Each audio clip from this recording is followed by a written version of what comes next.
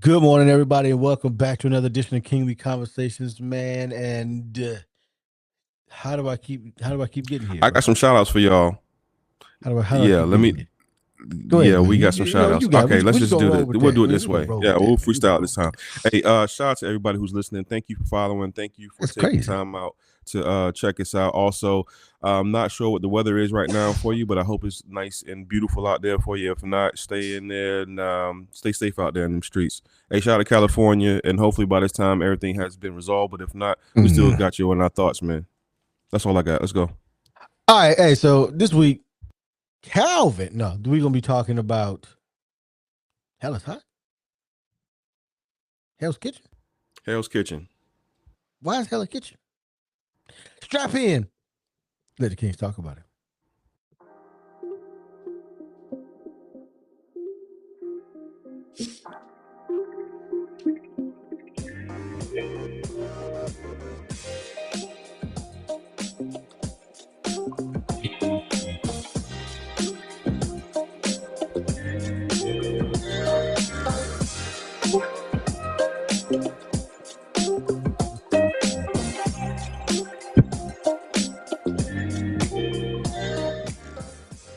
All right, good people, and welcome back to another edition of Kingly Conversations, man. And of course, as I am every single week, it's Alan. What up? It's your boy Twine, aka Twine. Ask me about my podcast. Let's go. It's your friend, your We mentor, got Calvin jokes. D. Hill. We got jokes over here. All right, man. Welcome Uh, back, gentlemen. Welcome man, back, we man. got jokes over here. Yeah, we got jokes, man. And a little technical Man, difficulties, but we here. We still man, here. that's Calvin, crazy. Yeah. it's hot in Hell's Kitchen, man. No, What it you know ain't. All about right. it? Y'all know, y'all seen that show, Hell's Kitchen? Y'all ever watched that? Yeah, I watched it. It's Yeah, been a while, but I've Gordon seen a Ramsay? few episodes. Yeah. All right. So that's what inspired this one. And this is interesting because I'm going here this year. All right. So in that show, you have a group of amateur chefs who want to be on this team. Like they want to be on this show. They want to work for this guy, right? Right. Yep. And the whole time, like he goes from these, he's somewhat nice, but then Mm-hmm. he cussing the people out, Mm-hmm. like straight throwing the dishes at them and all kind of. I mean, going clean off. And I'm sitting here looking like, why y'all putting up with that? And it dawned on me, they want to be there so bad that they stay. Right. They stay. Not condoning what the dude is saying is right, but they put up with it because they want to be there. And it's in an uncomfortable environment. It's a very high pressure, very stressful environment. But the people They, go through that because they want to be there. You ever seen the show? yeah, I've seen the show, and I'm just taking in what you're saying. Like with the show, everybody up there is there for a reason. Most of them because Mm-hmm. they want to win something, and that's what Mm-hmm. it boils down to. And also, even if they don't win the competition altogether, there's still potential for them to go out and do other things because they were the exposure that they got when they was up there. So Okay. everybody has their angles Right on that show. now, So but is that what this I'm the okay? I'm just setting it up. Just Okay, setting it up. Okay. got it. But here's the thing. It's in a restaurant. Okay. Okay. The customers for most people, and this is in the restaurant industry, most people go to a restaurant, they come, they sit down, they eat, they leave. They pay their money and they leave. They don't see what happens in the kitchen. Okay. They don't. In most places, most establishments, you don't really see the conversation in the kitchen. You don't see Generally what's going speaking. on. Yeah, Okay. because you Okay. don't see what's going on behind the scenes. Let's say like these high end restaurants, you don't hear that because it sets the environment differently. Right. For the customer, I'm going somewhere. Okay. In the kitchen, it's an absolute war zone. Correct. High pressure, high intensity. But for the customer, it's a very nice atmosphere. Calm and The relaxing. same place, Yeah. two different environments. Right. Okay. Right. So running an organization sometimes is an absolute war zone. Being an entrepreneur, sometimes in the back where people don't see, it's a Yep. war zone. And it causes for hard, confrontational discussions.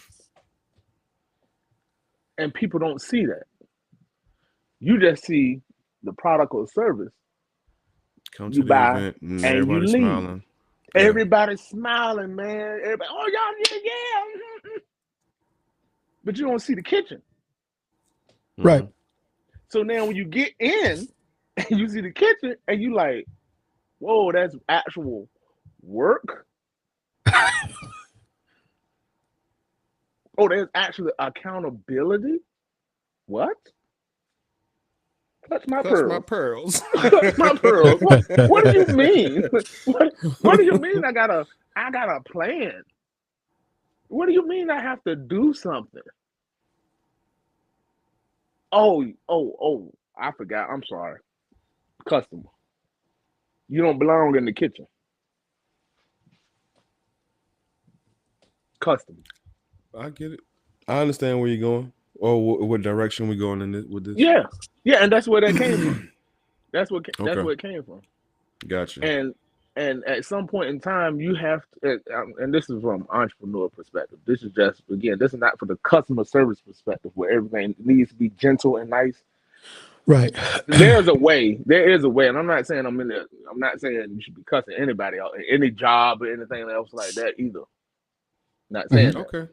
100%. There is, but there is a level of conflict that has to be had. Like there's arguments, no joke. There's arguments that need to be had in the kitchen. Why? Okay. I got you. In the kitchen. In the kitchen. In the kitchen. Got it. Got it. Got it. In the kitchen. You having a hard time in the kitchen? You having a hard time in the kitchen? No. I'm just saying, like, why's gonna be argument in the kitchen? Like, why can't we just have a because conversation? and this is what it needs to be. And this is what, again, back to that show. The dude is you cooking the meat, you cooking the food, and it's not cooked. It's right. Not cooked you better right. get that beef Wellington right, you know. Hey man, and he be throwing that absolute garbage. Everybody stop. Come here. Yeah, Come here. Yeah. So you have to have those moments. You gotta have them. You gotta have them. You can't provide an excellent service or product without having that problem in the kitchen. Without demanding that. You don't just get that. That just don't happen. I'm sorry. Well, okay, I understand that. So when, relatively speaking, going back to your reference as far as the Hell's Kitchen, when you go to a show like that, there has to be an expectation of you. Yeah. You know what I'm saying? So you can't just go in there willy-nilly. Like when you go there, you already know the expectations are going to be probably far, like way beyond your reach because they're trying to get the best out of you. Yep. So when you're dealing with an organization like that, when the people like as a CEO of a company, are we supposed to set those standards in the beginning? That way they don't come in here blindsided. Like, okay, this is what's going to go on. This is what's happening. This is what's going on. These are the wheels. These are the gears, and this is how it's going to operate. And if you can't, or if you think you can't, then your services are not needed here. Right. That should be something that's initially at the door when they coming in. And I think that's something that I learned over time. Okay. That's something that I have learned over time, because whatever you tolerate, whatever you allow, that's going to become an issue. I just seen it. And you don't want to get to a boiling point. And that's when you No, have these loud conversations, arguments in regards of, yo, you're not meeting the expectations. Well, how am I supposed to meet the expectation? And I ain't know what it was. But if you know, see, this is the other problem. You full of excuses because if you know the expectations, okay, if they're clearly written out, okay, outlined, Mm-hmm. you have a package. You got a training plan. You have a process. You have a structure, right?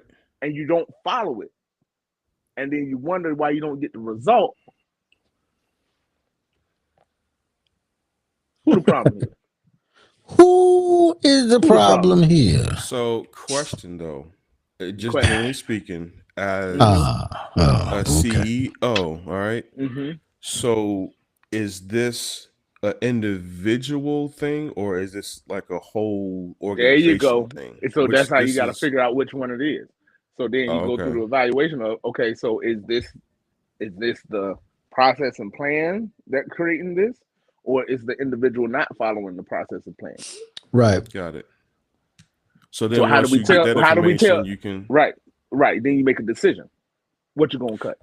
Because even in Hell's Kitchen, he sometimes it's just an individual thing. We need to go back and talk to you. Come here, let's go. Exactly.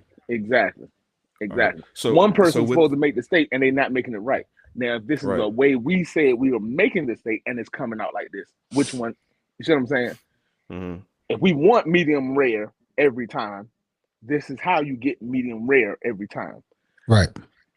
They asked for well. That's not well.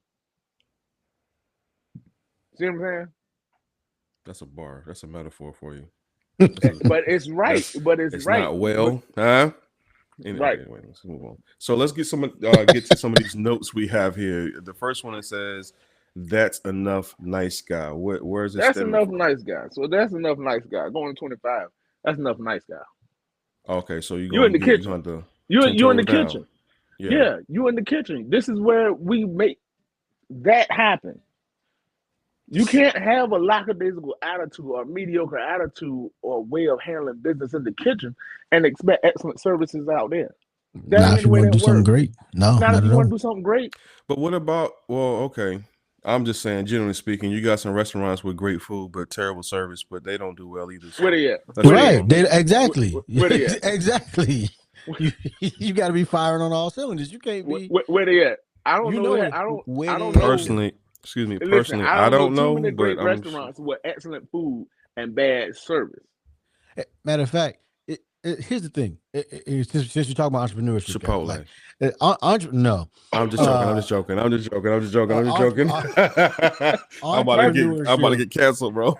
Entrepreneurship in general is a very unforgiving environment, and I say that only because there was a young lady we used to get.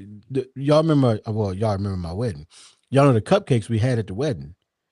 Mm-hmm. Some of the best cupcakes we ever had. Right. She had a storefront. She don't have a storefront no more, and I'm sure she still makes some of the best cupcakes I would have ever had. But to this day, but she went out of business because entrepreneurship will expose any chink in the armor. It really will. Real quick too. It'll show you what you're doing right and wrong. Yep. And if you're broke. if you're broke. or broken. So that's enough, nice guy, is your perspective as far as what you're going to be doing in the 2025. So is that also tie into getting mean? Well, and this is what I mean by that, because we're using the Hell's Kitchen reference, right? Mm-hmm. And it's about setting a standard rather than getting mean, because some people's accountability or level of accountability, or you holding them accountable, is you being mean. Yeah, if you ever talk to some people who are if you deal with people who are not used to being confronted or not used to being held accountable, you're mean to them. It's gonna get ugly. Listen to my tone. Listen to my tone. Do I sound upset? Do I sound like I'm agitated? Right now? No. But this tone has been used in holding people accountable, and I am being mean. Are we talking about 12-year-olds or what? Are we talking about Grown adults? What folk, are we bro. talking about? Grown folk. Grown So folk. I'll just say this: some people need to leave their emotions at the door. Let's Welcome to the and kitchen. I don't need to leave nothing at the door. I need you to bring it all to me. okay, all right. I need to see How do what you I'm like your working with, and results? that's and yeah, because that's what I need to see what I'm working with. I really Got it. need to see what you're working with, and you in the kitchen now, and understand where you are and where you think you are. But I find that I mean a lot of people just really, even when even when you put the vision out there, what we're trying to do, where we're trying to go, a lot of people still just don't they don't have the ability to get out of their own way, and they don't That's good. understand what it's going to take, even when it's explained to them.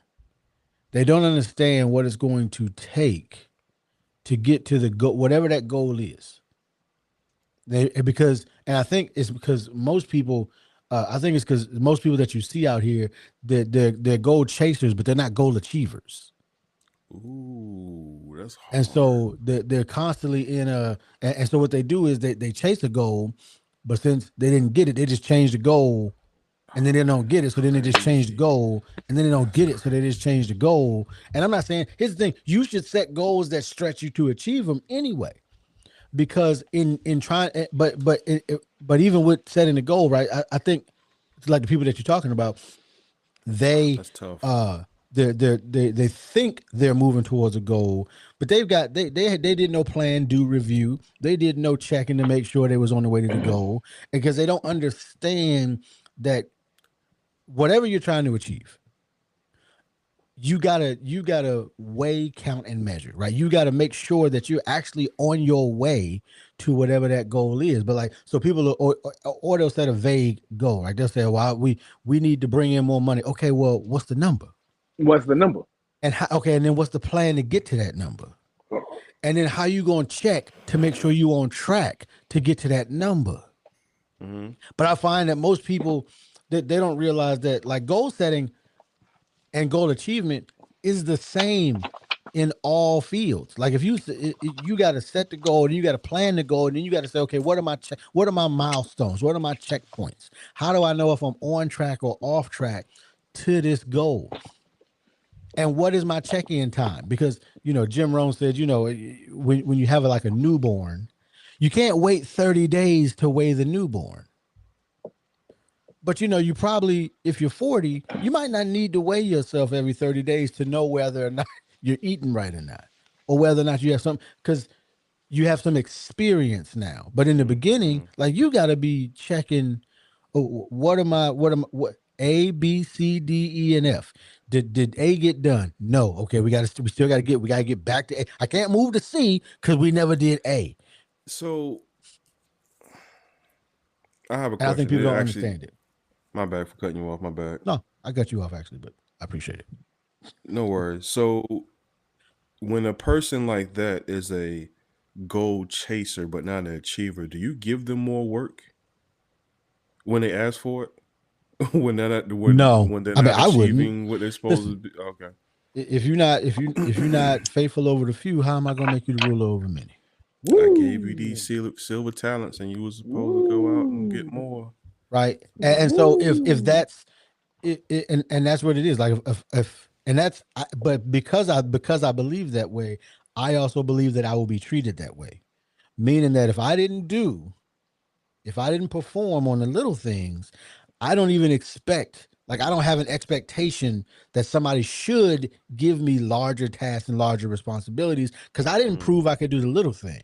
Right. Something simple as, hey, can you call this organization because maybe we need to rent that space, or we need to do this or that. If you didn't do that, I'm not giving you something else to do, because you didn't do that. You didn't even do the easy thing. So I'm certainly not going to give you the hard thing, the thing that's critical to the organization. I'm not giving you that. I'm Yo, gonna I give that. did. I'm gonna keep that for me, or I'm gonna give it to somebody else that I know will get that done. I'm not giving it to you, no matter what our relationship might have. I'm not giving that to you anyway. Some people are naive, man. Like how like it says here, you want more, do more. Like don't people have the audacity, man, and they are That naive. is exactly the No, word. he said The the audacity. The audacity, audacity. They have or as I some like guy. to I'm just say, it doesn't saying. make sense, but I say unmitigated audacity. But they do have the audacity, but it's because they sometimes, and I'm sure it's not all the time. I think people feel like life owes them something, and that they're entitled to anything. And unfortunately, in this life ain't gonna give you nothing, and you are entitled to only what you go and get. So And no matter how I'm, and Jim Rohn says it, always. I keep quoting Jim Rohn all the times because I got a lot of information from him. He said, it. Unfortunately, if you don't like it, well, you get your own planet. But on this one, you got to take it how it comes. And unfortunately, right now, until something changes about the world and society, that is what it is. so Bald-headed demon. so well so and that follows up, that ties into some excuses, but also is a long pause. Now I have to make a decision. okay. Mm-hmm. That's what that is. It's like, so, like, what are you gonna do? Is it gonna change? You gonna leave? You gonna quit? Or There's no corrective. I'm gonna have There's to no remove corrective you. actions. There's Yeah, no no. corrective The corrective actions. action What? is, time has told me I have enough data to say I need to remove you. You the problem. Okay. And sometimes, depending on the organization, is easier because, like, of course, in one of my businesses, I can't technically like remove people. They have to remove themselves. You know what I'm saying? Um, because there's no employer employee type of relationship. It's you came in as a volunteer. And I'm just specifically talking about Legal Shield, right? You just stop showing up, and then I'm just like, great, finally. The thorn in my side has been Right. removed. But that's pretty much it. It's just like, whenever you ready, I will still be here. I'm not going anywhere. So whenever the organization will continue to run down the track. Right, When you're ready to perform, welcome. right. As Calvin would say, welcome. So, with that being said, how do okay, Calvin, how would you set up and structure your board for your company Oh, as now far as it's a whole process. Give them the whole, a whole like you said, different the expectation. Yeah, yeah. setting the expectation and having specific roles and guidelines for each one, and having certain experience. Like, I sent an email out that explains the expectation. Okay, so you gonna be like Indeed. You can have all the you can have a degree, but if you ain't got no experience, you can't work here. Yeah, because it does no good. It does.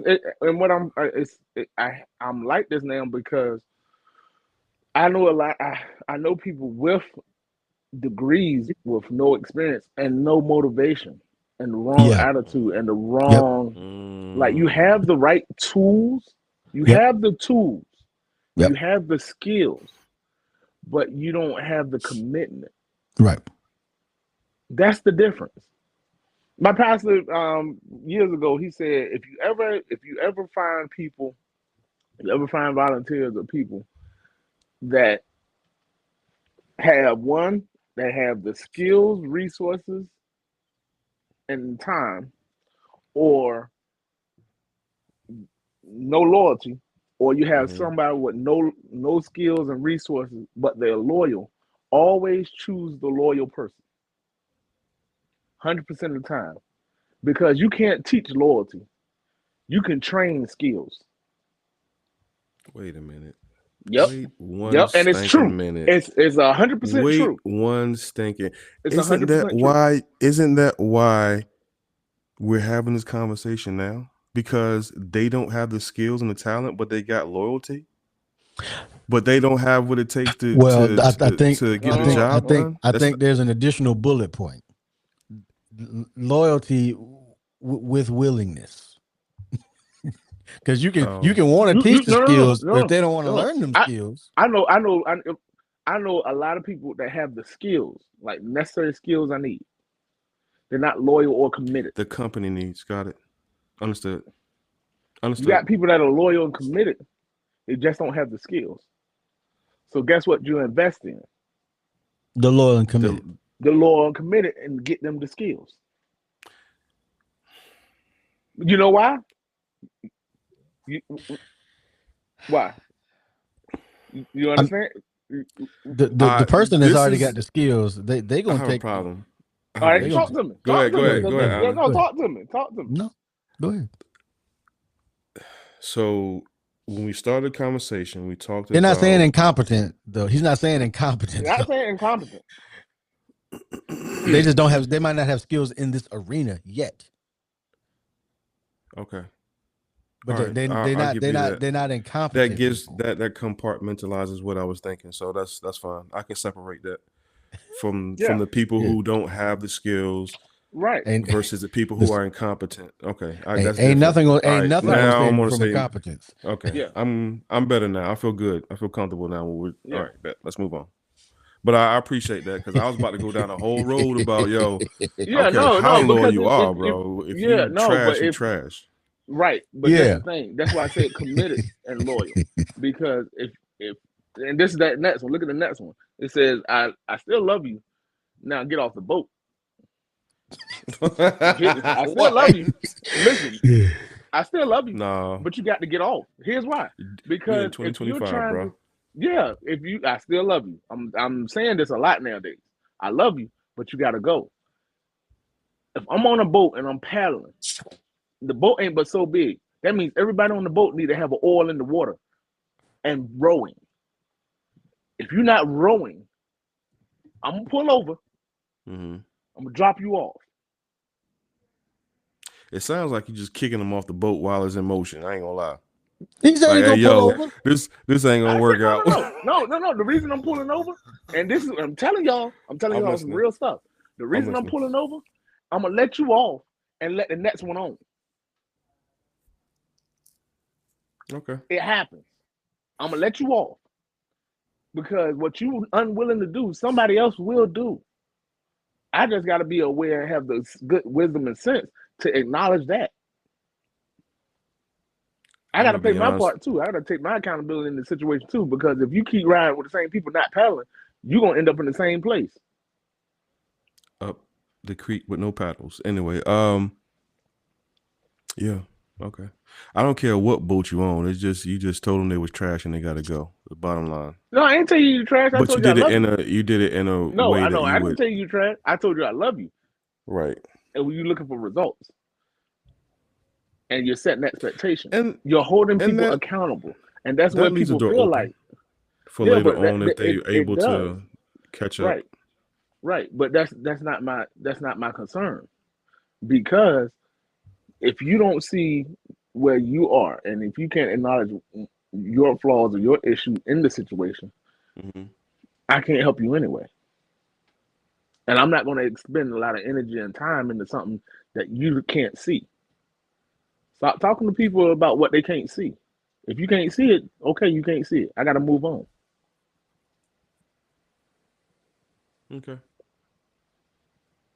Now, so what do you say to those people who just are not willing to accept the fact that they need to be let go? What? I ain't never met one. Who got to accept? No, I never met one. I never met somebody that just like I gotta hold on. Confrontational not type like that. thing. No, people not like that. Oh, okay, all right. Not in my environment. In my environment, because I have a volunteer environment. Right. I'm not paying your paycheck. I'm not paying you right out the gate. Yeah. Now at this moment. No, but that will happen. But that's a different situation because it's not about your feelings or your concern. It's about getting the work done. Yeah, And that's what most people go to the job for. They don't care So, about you. question. You care about the job. Question. So for these people, you tell, all right, I still love you, but you gotta get off the boat. Do you cut them off, or what do you do at that point? No, because and this is why I like nonprofit business. That's why I enjoy nonprofit work because there's a level of care, concern, and leading with compassion that you have to take an accountability of how you deal with people. Mm-hmm. You have to. It's a demand. That's why most people don't do nonprofit work because you're building something from your heart, from a cause, from a mission. Mm-hmm. That's why I use the kitchen analogy because even though you have a mission and you're serving the community, in the kitchen, there's a discussion that has to be had that is not so friendly.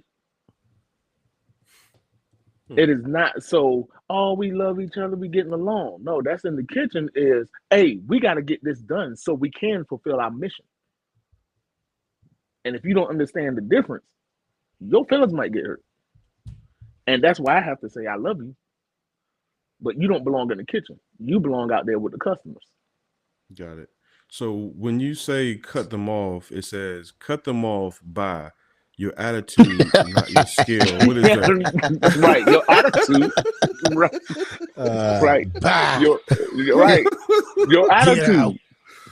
Your Got it. attitude. Look at it. Look Yeah. at it. Your attitude. Because some Your people got attitude, that not thing your where skill.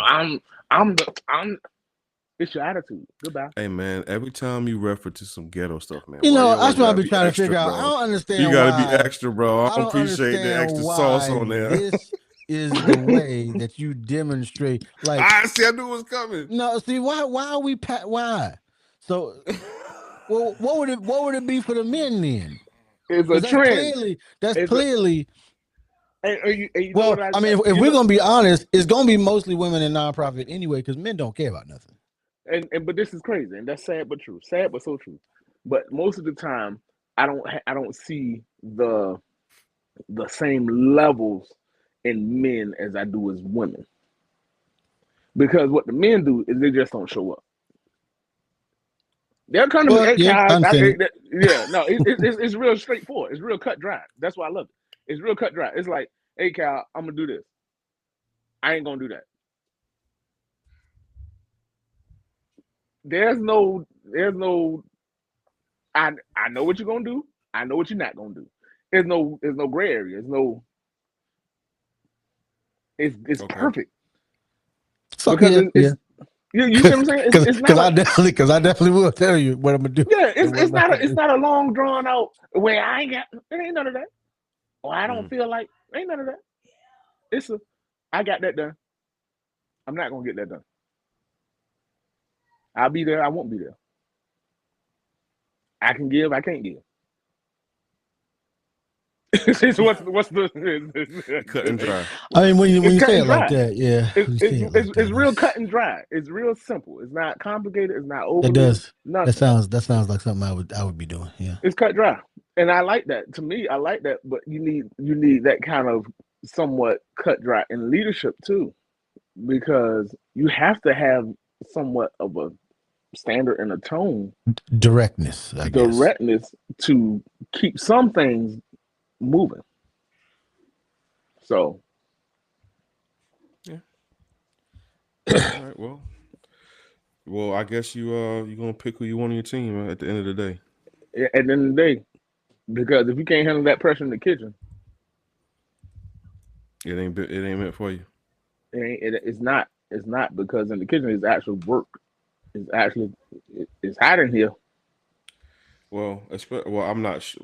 I can't say because I don't have a nonprofit organization, but I'm sure there's people come that don't really know about nonprofit nonprofit organizations. They don't understand the amount of work that needs to be done. So, like you said, they get a culture shock when they come in, not knowing, like, yo, But I also think you people got to have a go in the misunderstanding. no. It's a major misunderstanding of nonprofit. What people because they think when you hear nonprofit organization, they think free. Right. That's the first thing that comes to people's mind. Oh, it's Mm-hmm. free. It's no cost. I'm talking about the people who working in the organization. I'm talking about both of them. On both sides. All right. Yeah, I think that would be true. I mean, and I think people that they don't understand the amount, like the amount of work ain't different from a job. You just ain't getting paid, at least not in the case of, nonprofits that are starting out.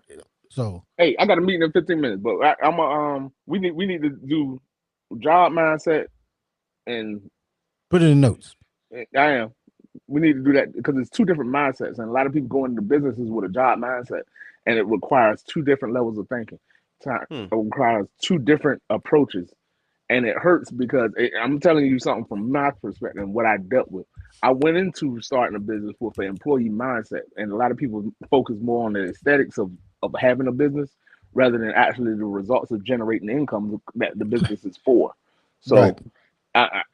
That's a hard lesson, and that needs. We should talk about that. But I got to run, fellas. All right, cue the music. Cue the music. Go ahead.